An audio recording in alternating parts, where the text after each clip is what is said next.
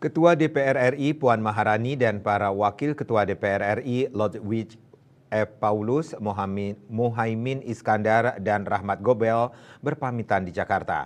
Hal ini dilakukan usai menghadiri rapat paripurna DPR RI penutupan masa sidang pertama tahun sidang 2024-2025 yang menjadi rapat tahunan DPR RI masa jabatan 2019 hingga 2024.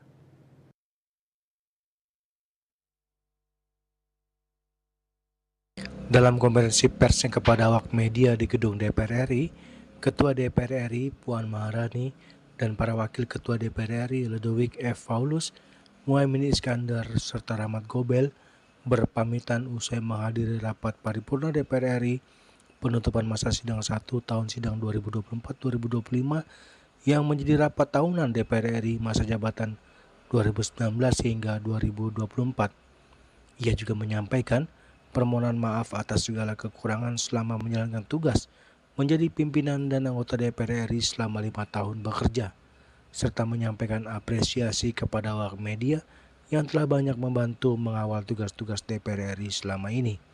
Puan juga menyebut selama menunaikan tugas memimpin DPR RI sejak 2019 hingga 2024, pihaknya melalui kondisi global yang tidak baik-baik, namun akhirnya mampu melewati dengan baik berkat semangat gotong royong serta persatuan.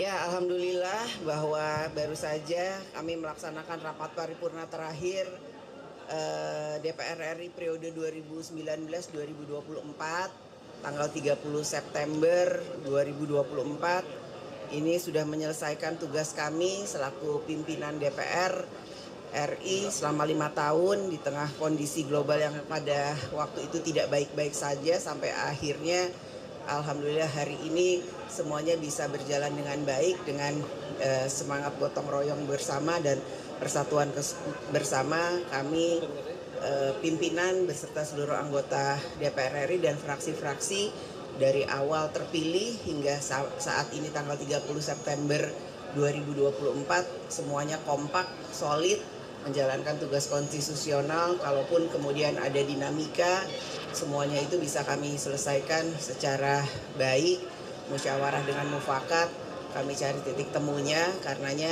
ke depan tentu saja kami juga berharap DPR RI yang akan datang, yang mana besok tanggal 1 Oktober pagi insya Allah akan dilantik anggota-anggota DPR baru periode tahun 2024-2029 dan insya Allah berserta pimpinannya juga akan melaksanakan tugas konstitusionalnya 5 tahun ke depan juga dengan baik, kompak dan solid untuk membangun Indonesia ke depan seperti yang kita harapkan bersama.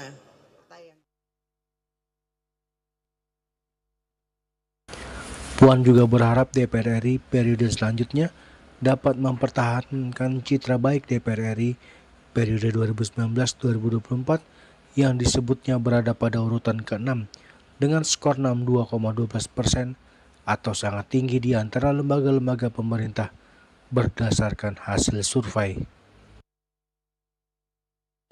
Dari Jakarta, Julius Wahata dan Ketut Sumadiasa melaporkan.